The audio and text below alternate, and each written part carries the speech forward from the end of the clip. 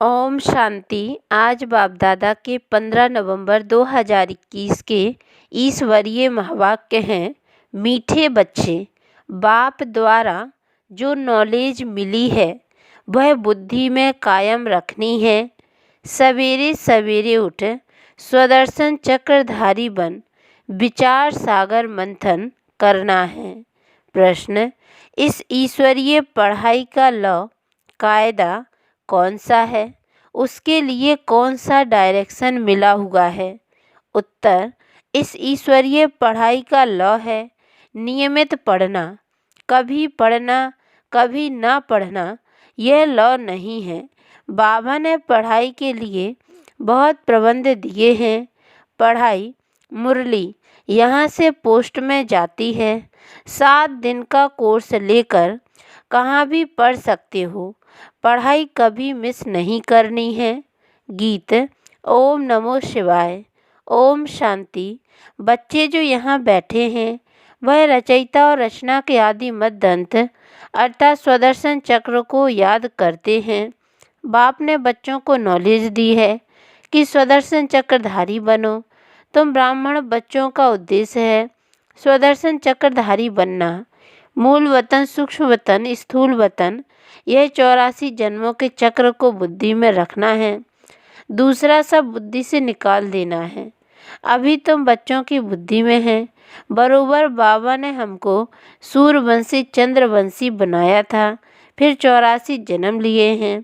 चलते फिरते उठते बैठते यह स्व आत्मा को बाप का और रचना के आदि मद्दंत का ज्ञान है। अभी तुमको शिव बाबा ने शूद्र से ब्राह्मण बनाया है।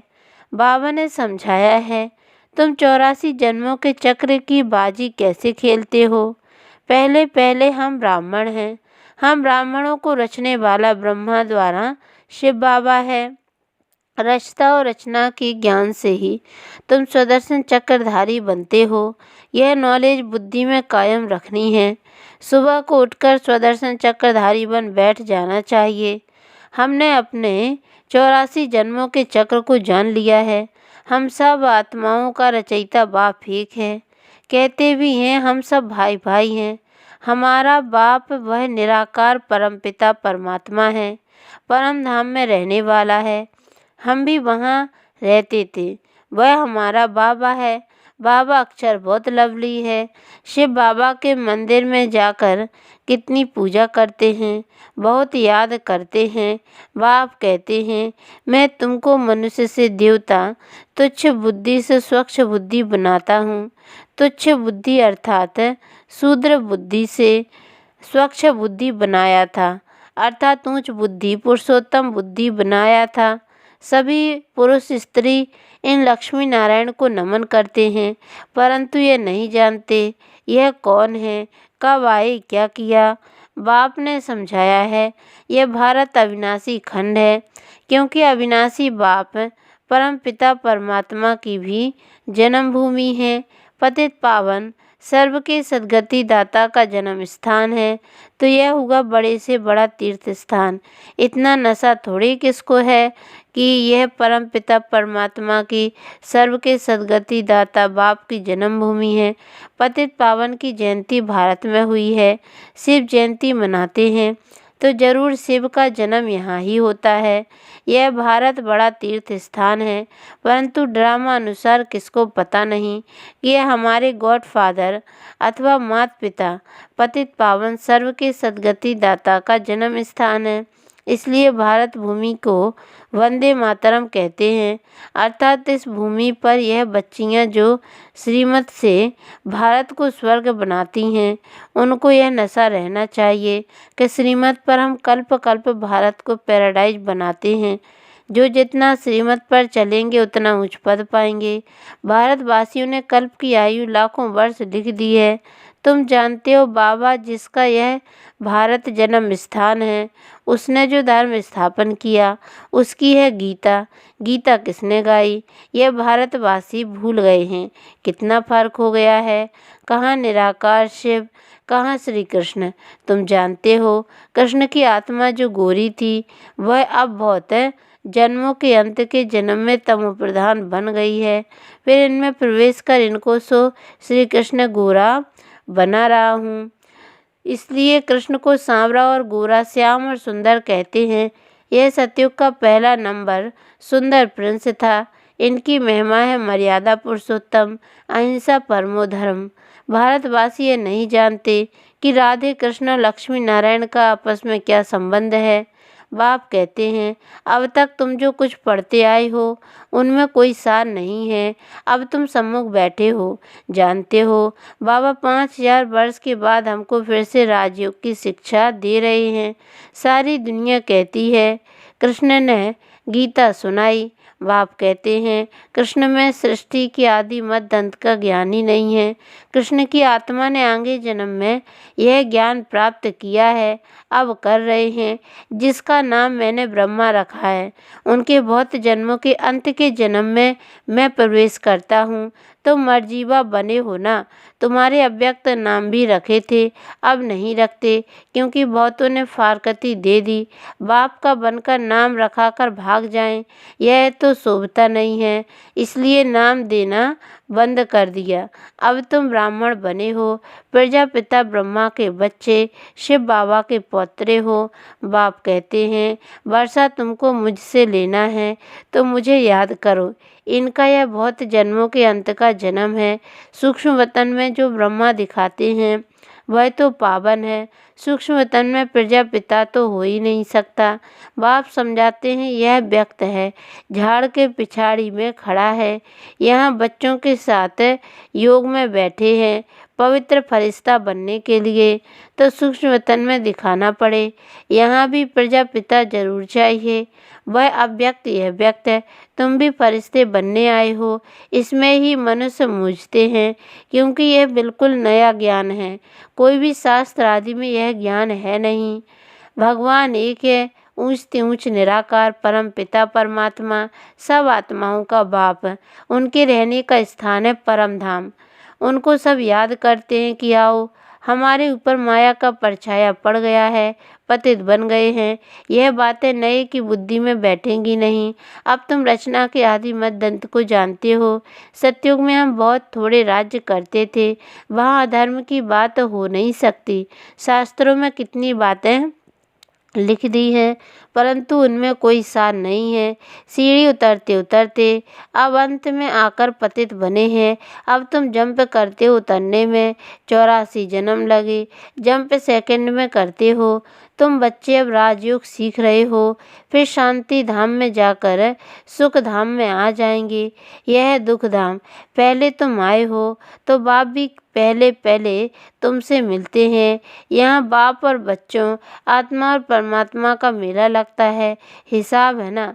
हमको 5000 वर्ष हुए बाप से विदाई लिए। पहले पहले स्वर्ग में पाठ बजाया, वहाँ से पाठ बजाते बजाते तुम नीचे उतरते आए हो। अभी तुम बाप के पास आ गए हो, बाकी थोड़े बहुत जो होंगे वह भी आ जाएंगे। फिर तुम्हारी पढ़ाई ख़त्म हो जाएगी। सबको यहाँ आना है। वहाँ जब खाली हो जाएगा फिर बाबा हम सबको ले जाएगा। ये समझने की बातें हैं, पढ़ना है। स्कूल में कभी जाना कभी ना जाना यह लॉ नहीं है। बाबा ने पढ़ाई के लिए बहुत प्रबंध भी दिए हैं, नहीं तो कभी भी किसके पास पढ़ाई पोस्ट में नहीं जाती है। यह बेहद बाप की पढ़ाई पोस्ट में जाती है। कितने कागज छपते हैं, कहाँ कहाँ जाते हैं। 7 दिन का कोर्स लेकर फिर कहाँ भी पढ़ते रहो। इस समय सभी आधा कल्प के रोगी हैं, इसलिए 7 रोज भट्टी में रखना पड़ता है। यह 5 विकारों की बीमारी सारी दुनिया में फैली हुई है। सतयुग में तुम्हारी काया निरोगी थी, एवर हेल्दी एवर वेल्दी थे। अब तो क्या हाल हो गया है। यह सारा खेल भारत पर है।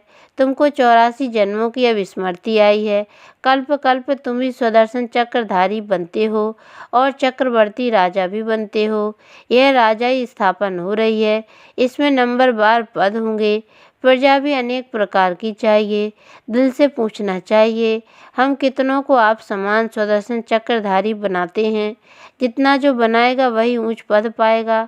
तुमको बाप माया से युद्ध करना सिखलाते हैं, इसलिए इनका नाम युधिष्ठिर रख दिया है।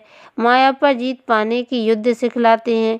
युधिष्ठिर और धृतराष्ट्र भी दिखाते हैं, गाया भी जाता है, माया जीते जगत जीते। कितना समय तुम्हारी जीत कायम रही, फिर हार कितना समय खाते हो, यह भी तुम जानते हो। यह जिस्मानी युद्ध नहीं है, न देवताओं और असुरों की युद्ध है, न कौरवों और पांडवों की युद्ध है। झूठी काया झूठी माया, यह भारत झूठ खंड है। सच खंड था, जब से रावण राज्य शुरू हुआ तब से झूठ खंड बन गया। इसलिए ईश्वर के लिए कितना झूठ बोलते हैं, कितना कलंक लगाते हैं। कलंगी अवतार भी गाया हुआ है। सबसे जास्ती कलंक बाप पर लगते हैं। उनके लिए कहते कच्छ मच्छ अवतार पत्थर वित्तर में ईश्वर। कितनी गाली देते हैं, क्या यह सभ्यता है? अभी तुमको रोशनी मिली है, तुम जानते हो। बाप हमको रचता और रचना के आदि मद्दंत का राज समझा रहे हैं, जो और कोई नहीं जानते। बाप ही सदगति दाता है। बाबा के ज्ञान से सबकी सदगति होती है। बाकी जो खुद ही दुर्गति में है, वह कैसे औरों की सदगति करेंगे? तुमको आकर राजाओं का राजा बनाता हूँ। तुम ही पवित्र पूज्य थे, अब आकर पुजारी बने हो। पवित्र राजाओं की आप पवित्र राजाएं पूजा करते हैं। सतयुग में डबल सिरताज थे। विकारी राजा होते हैं तो सिंगल ताज रहता है, वह भी महाराजा महारानी। परंतु पवित्र को अपवित्र जाकर माथा टेकते हैं। वह भारतवासी पवित्र प्रवृत्ति मार्ग वाले, वही भारतवासी पतित प्रवृत्ति मार्ग वाले बनते हैं। अब बाप कहते तुम्हारा इस मृत्यु लोक में अंतिम जन्म है। अभी मैं आया हूँ तुमको फिर से सतयुग में ले जाने। यह मूसलों की लड़ाई 5000 वर्ष पहले भी लगी थी। यह पुरानी दुनिया खलास होनी है। बाप समझाते हैं, गृहस्थ व्यवहार में रहते कमल फूल समान बनना है।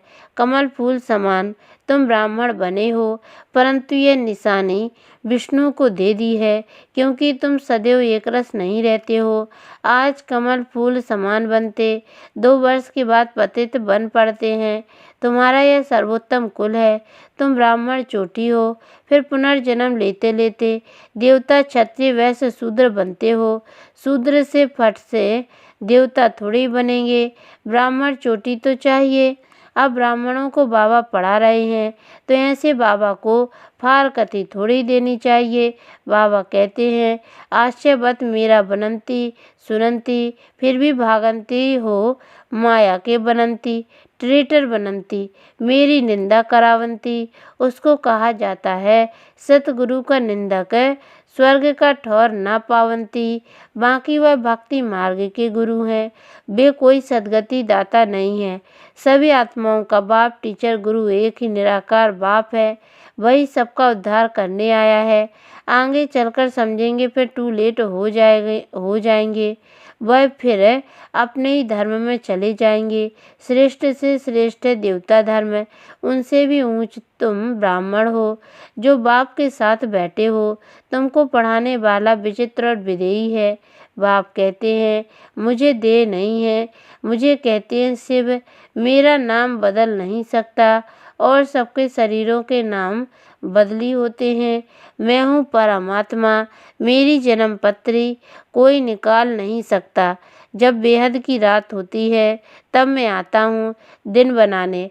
अब है संगम, इन बातों को अच्छी तरह समझकर फिर धारण करना चाहिए, स्मृति में लाना चाहिए। यहाँ तुम बच्चे आते हो, फुर्सत मिलती है, विचार सागर मंथन यहाँ अच्छा कर सकते हो। अच्छा मीठे मीठे इसकी लदे बच्चों प्रति माता पिता बाप दादा का याद प्यार और गुड मॉर्निंग। रूहानी बाप की रूहानी बच्चों को नमस्ते, और हम रूहानी बच्चों की ओर से भी रूहानी माता पिता बाप दादा को याद प्यार और गुड मॉर्निंग बाबा नमस्ते। धारणा के लिए मुख्य सार है, पहली पॉइंट है सर्वोत्तम कुल की स्मृति से गृहस्थ व्यवहार में रहते कमल फूल समान पवित्र बनना है। कभी भी सतगुरु की निंदा नहीं करानी है। दूसरी पॉइंट है, श्रीमत पर भारत को स्वर्ग बनाने की सेवा करनी है, सुदर्शन चक्रधारी बनना और बनाना है। जब भी फुर्सत मिले तो विचार सागर मंथन जरूर करना है। वरदान, बाप दादा के कर्तव्य को अपना निशाना बनाने वाले मास्टर मर्यादा पुरुषोत्तम भव। कहा जाता है, अपनी घोट तो नशा चढ़े, दूसरे की कमाई में कभी भी आंख नहीं जानी चाहिए। दूसरे के नशे को निशाना बनाने के बजाय बाप दादा के गुण और कर्तव्य को निशाना बनाओ। बाप दादा के साथ अधर्म विनाश और सत्य धर्म की स्थापना के कर्तव्य में मददगार बनो। अधर्म विनाश करने वाले अधर्म का कार्य व दैवी मर्यादा को तोड़ने का कार्य कर नहीं सकते। वे मास्टर मर्यादा पुरुषोत्तम होते हैं। स्लोगन, नॉलेजफुल बन, व्यर्थ प्रश्नों को स्वाहा कर दो तो समय बच जाएगा। ओम शांति।